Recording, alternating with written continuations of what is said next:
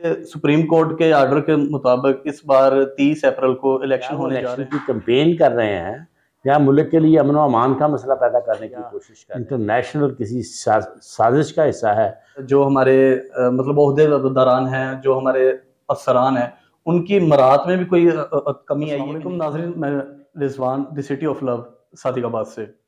हमारे साथ आज इलेक्शन पर और पंजाब हुकूमत पर बात करने के लिए मौजूद हैं पिछले 4 अदवार में सूबाई असम्बली के मेंबर और नून लीग के एमपीए जनाब चौधरी मोहम्मद शफीक साहब। अस्सलाम वालेकुम। वालेकुम अस्सलाम। चौ साहब कैसे हैं? बिल्कुल ठीक है जी, खैरियत। सबसे पहले आपसे ये पूछना है कि सुप्रीम कोर्ट के ऑर्डर के मुताबिक इस बार 30 अप्रैल को इलेक्शन होने जा रहे हैं। देखिए, इसमें कोई शक नहीं कि सुप्रीम कोर्ट है, एक बहुत बड़ा अदारा है हमारा अदालती सिस्टम को लेकर चलने वाला। अब उसकी मर्जी है, जो मर्जी फैसला करे, लेकिन देखना होता है कि आपका मुल्क जो किस तरफ जा रहा है। सही। मुल्क के हालात क्या हैं, मुल्क की पोजीशन क्या है, मुल्क की इकनॉमिक पोजीशन क्या है, मुल्क का अमन व अमान का मसला क्या है। सही। आप सिर्फ हमने आइन और कानून को भी उसी शख्स से देखना है। बिल्कुल ऐसी है। लेकिन अब उन्होंने एक फैसला कर दिया है कि जी हमने करना ही करना है और 30 अप्रैल अपने इलेक्शन जो है ना हर सूरत होना चाहिए। तो लिहाजा उसी हिसाब से इलेक्शन कमीशन ने जो है ना वो 30 अप्रैल की डेट दे दी है, जिसकी वजह से अब देखते हैं कि आगे आने वाले वक्त में क्या होता है। चौधरी साहब, पिछले कुछ दिनों से लाहौर के हालात काफ़ी ख़राब हैं।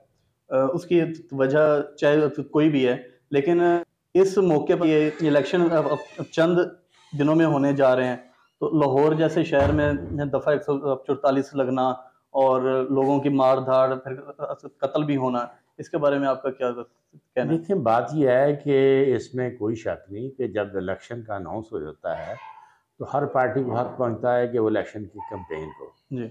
लेकिन देखने वाला ये बात ये है कि जो आप लाहौर की बात करते हैं, क्या वो इलेक्शन की कैंपेन कर रहे हैं या मुल्क के लिए अमन व अमान का मसला पैदा करने की कोशिश कर रहे हैं। आप रैलियां किस हिसाब से, आपको किसने रोका है कि आप जलसा ना करें? आपको किसने रोका है कि आप मीडिया पे अपना व्यू जो है ना नाम रखें? लेकिन आपने क्या सड़कें बंद करके अमन व अमान का खुदा ना खास्ता कोई ऐसा इंसिडेंट हो जाए तो उसका कौन जिम्मेदार है? वो भी जो ना इस मौके जो पर के ऐसे मतलब कि पीएसएल हो हालात रहा ही है, खराब हों। बाहर के ममालिक की टीमें भी आई हुई हैं, तो पीएसएल भी लिहाजा वहाँ पे हो मैं रहा है। समझता हूँ कि वो अपने उसको भी पता है कि मैं पता नहीं इलेक्शन लड़ना या नहीं लड़ना। वो सारी शरारत की मूड में है, वो मुल्क में अफरा तफरी पैदा करना चाहता है और इसी वजह से अफरा तफरी की खातिर उसने हमारी जो उनकी असम्बलियाँ थी ना, तो पंजाब में भी उनकी हुकूमत थी, सूबा सरहद में भी उनकी हुकूमत थी, हर जगह पे उनकी हुकूमत थी। जी। असम्बलियाँ तोड़ने का क्या फ़ायदा? ये अब दोबारा फिर पंजाब असम्बली और अपने सूबा सरहद का इलेक्शन ही कराना। सही। लिहाजा उसका मकसद जो कुछ और है, वो किसके एजेंडे पे काम कर रहा है, उसके बारे में जब तक इन्वेस्टिगेशन नहीं होती, मैं समझता हूँ हमारी एजेंसियों को पूरा पता करना चाहिए। क्या ये मुल्क के लिए कर रहा है, मुल्क के खिलाफ कर रहा है या इंटरनेशनल किसी साजिश का हिस्सा है, जो मुल्क में अफरा तफरी पैदा करके, मुल्क में अमन और अमान ख़त्म करके, जिसमें इकोनॉमिकली जो है पाकिस्तान को तबाह बर्बाद करना चाहता है। सर, शहर के अंदर 4 मरतबा नून लीग की हुकूमत रही है सादिकाबाद में, और उसका सेहरा भी आपके सर है। तो हमारी आवाम ये जानना चाहती है कि एमपीए और एमएनए उनका बेसिक काम क्या होता है? सर देखें, हमारी एक तो मैं आपकी तस्वीर के लिए बता दूँ कि आपने 4 दफ़ा हुकूमत नहीं रही पंजाब में। 2002 में भी मार्शल की हुकूमत थी, सही। उस वक़्त परवेज़ इलाही चीफ मिनिस्टर था। 2008 में हमारी हुकूमत आई है और 2013 में हुकूमत हमारी है। 2013 तक बागी आगे 2018 से लेकर ये पौने 4 साल जो है ना वो पीटीआई की हुकूमत रही है। सही है। तो लिहाजा उसका ये है कि एमएनए एमपी का काम जो है वो ये सड़कें बनाना, सुई गैस का काम, बिजली का काम, सोलरें लगानी है जी, सीवरेज का मसला है, पानी का मसला है, दुनिया में किसी जगह पे किसी पार्लियामेंट का काम नहीं है। सही। पार्लियामेंट का काम है कि वो एजुकेशन पॉलिसी बनाए, हेल्थ पॉलिसी बनाए, लोगों की वेलफेयर के लिए काम करे, उनके मसाइल हल के करने की कोशिश करे, अमन व अमान की सूरत को मद्देनज़र रखे। यहाँ तो चीज़ ही और है। यहाँ तो सिर्फ ये ही है जी, अपने जी काम कराओ तो ठीक है, नहीं कराओ तो आपकी मर्जी। खुद भी खराब एमपी होते तो वो भी सब एमपीए ने देखनी है, सड़क भी खराब होती वो भी एमपी ने देखनी। साहब जैसे भी आपने कहा है कि एमपी और एमएनए का तो काम अमनो ईमान और पॉलिसी बनाना है, तो 2008 से लेकर आप सूबाई असम्बली में सादिकाबाद की नुमाइंदगी कर रहे हैं, तो सादिकाबाद में सेहत, तालीम और अमनो अमान के हवाले से सर क्या अमन अमान के तब्दीली आई मसले है? जहाँ तक सेहत और एजुकेशन का तल्लक है, हमने सादिकाबाद में आज सबसे पहले एजुकेशन पे काम किया था। मैंने तकरीबन 32 स्कूल है वो प्राइमरी से मिडिल से हायर सेकेंडरी स्कूल बनाए हैं। ठीक है। उनकी ना सिर्फ बिल्डिंगें बनाई हैं बल्कि उनकी एसएनए भी मुकम्मल की है, और जिसकी वजह से माशाल्लाह इस वक्त पूरे इलाके में एजुकेशन का सिस्टम जो है बड़ा चल रहा है। सही। इसी तरीके से हमने हेल्थ सिस्टम जो है हमारे का उस वक्त हमारा जो THQ हॉस्पिटल है पूरे पंजाब में दूसरे नंबर था। उस वक्त ये पॉलिसी थी, कोई डॉक्टर जो है किसी मरीज को दवाई लिख कर नहीं दे सकता था। सही। वो सिर्फ मतलब कि मरीज को देखकर अपने अस्पताल से दवाई देती, जितनी मर्जी महंगी हो, सही। जितना मर्जी हो। लेकिन पीटीआई ने आकर उसका बेड़ा गर्क कर अस्पताल तबाह बर्बाद कर दिए हैं। वहाँ ना इस वक्त कोई दवाई नहीं, पैनाडॉल नहीं मिलती, बाकी तो क्या और चीज़ें हैं, कोई चीज़ ही नहीं है, मौजूद ही नहीं है। सिस्टम को तबाह बर्बाद कर दिया है, प्राइवेट सिस्टम लेकर आ गए हैं, जिससे हमारा एजुकेशन सिस्टम, हेल्थ सिस्टम पूरे का पूरा तबाह बर्बाद हो गया। सही। तो अल्लाह ताला मतलब कि अपना रहम करे इस मुल्क पे और इस मतलब कि अपने जो है आवाम पे, कि हम सही तरीके से चल सकें। आपने जो है ना मतलब ये पोजीशन है, मतलब कि इसमें हमारी तो पूरी कोशिश है कि चाहे हम सियासत में हैं या नहीं हैं, एमपी है या नहीं है, हमने पब्लिक के लिए मसाइल जो हैं उनको हल करने की कोशिश करना है। हमने हेल्थ और एजुकेशन पे भी काम करना है, पहले भी किया है। और आप इससे अंदाज़ा कर लें कि मैंने 2016-17 में कार्डियोलॉजी सेंटर यहाँ मंजूर कराया था, सही। जिस पे 8 करोड़ रुपए लग चुका है, बिल्डिंग मुकम्मल हो चुकी है, आधा सामान आ चुका है।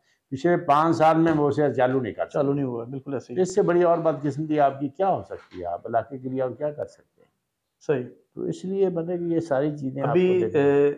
आने वाले जो इलेक्शन आ रहे हैं, इसमें मियाँ साहब वापस आएँगे या इनको भी बीबी साहब नहीं लीड देख रहे हैं करेंगे? मतलब कि ये तो इश्यूज हैं, मतलब कि अपने कोई लीगल हैं, कोई आईनी हैं, कोई अदालतों के हैं। तो हमारी कोशिश है, उम्मीद तो बड़ी है, हमारी का लीडरान ने कहा है कि वो 7 अप्रैल तक पाकिस्तान आ जाएंगे। सही। तो लिहाजा तो सर सादिकाबाद के 3 हलकों में नून लीग की नुमाइंदगी कौन-कौन अफराद यहाँ से कर रहे हैं? सर इस वक्त सारे के सारे जो है ना अपने जो क्या कहते हैं नुमाइंदगी सारे हैं, मतलब कि देखो हमारी तंजीम है, मतलब कि हमारे डिस्ट्रिक्ट प्रेसिडेंट जो हैं, मतलब कि सरदार अज़हर खान लवारी है, मतलब कि बाकी हम हैं, ज़िले की अपने मियां इम्तियाज़ साहब हैं, ये सारे सही। मिलकर ये पार्टी के लिए जो सादिकाबाद के तीनों हलकों में एमपीए के लिए तो कौन-कौन उम्मीदवार आगे आ रहे हैं? सब अभी तक कागज़ ले रहे हैं। देखो इंशाल्लाह ताला सामने आ जाएंगे सारे लोग। पार्टी जिसको टिकट देगी इंशाल्लाह ताला वही इलेक्शन लड़ेगा।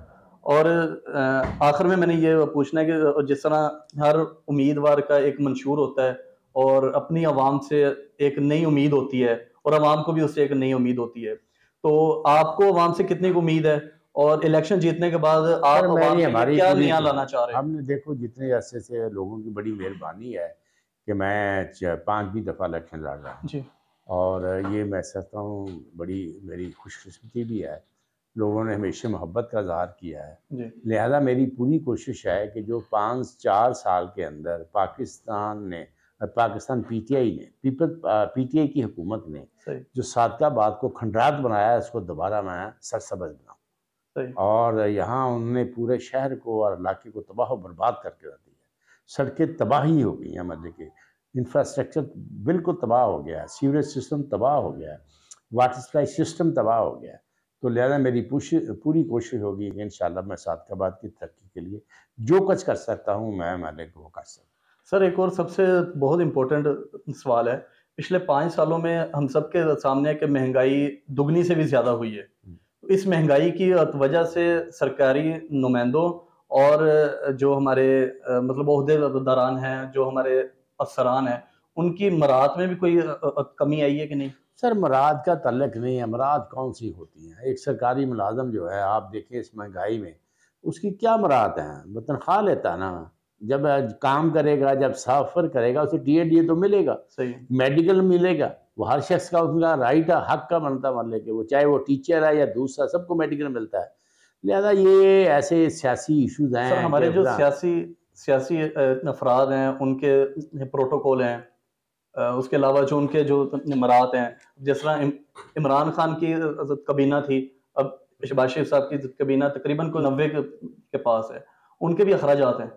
सर उनका देखें ना कि मियां नवाज शरीफ तो सबको ख़त्म कर दिया, ना कोई तनख्वाह ले रहा है सही। और ना वो सरकारी गाड़ी जितनी सी सब की सब उन्होंने बंद कर दी हैं। अच्छा। करोला टाइप मतलब गाड़ियाँ जो हैं उनके पास हैं। सही। पेट्रोल भी घर से देते हैं, बिजली का बिल अपने घर का आप देते हैं, किराया मकान का जो भी अपना घर का देते हैं, सारा बदले खर्चे उन्होंने मतलब कि वो इस बचत के लिए कि पाकिस्तान के लोगों के लिए, बहाली के लिए काम कर सकें। लिहाजा वो तो सारा कुछ करने की सर कोशिश कर रहे हैं। पाकिस्तान के माशी हालात के ऊपर आने वाले दिनों में आप कितने पुरुमीद हैं? सर मैं समझता हूँ कि ये आपकी माशी सूरत हाल जो इंटरनेशनल लेवल पे होती है, सही।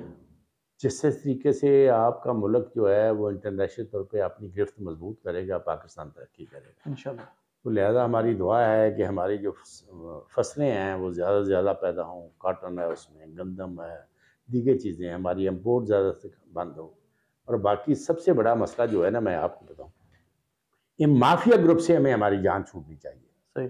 ये जितने लोग हैं जो मतलब कि आटा स्मगल करते हैं, गंदम स्मगल करते हैं, खाद स्मगलिंग करते हैं, मतलब कि सब चीज़ें जो हैं इनकी वजह से ये महंगाई का बायस बने हैं। सही। ये मुल्क का खून चूस रहे हैं और बड़े बड़े सियासतदान और लीडर अपने आप को सियासतदान भी समझते हैं और नारे भी लगाते हैं ना अवाम के लिए, अवाम का खून चूस कर स्मगलिंग का सारा पैसा जो है ना वो इलेक्शन में धंधे के चलन निकल। सही। तो लिहाजा मेरी दुआ है कि अल्लाह ताला इनको सीधे रास्ते पे लगाए। इंशाल्लाह। शुक्रिया। Thank you.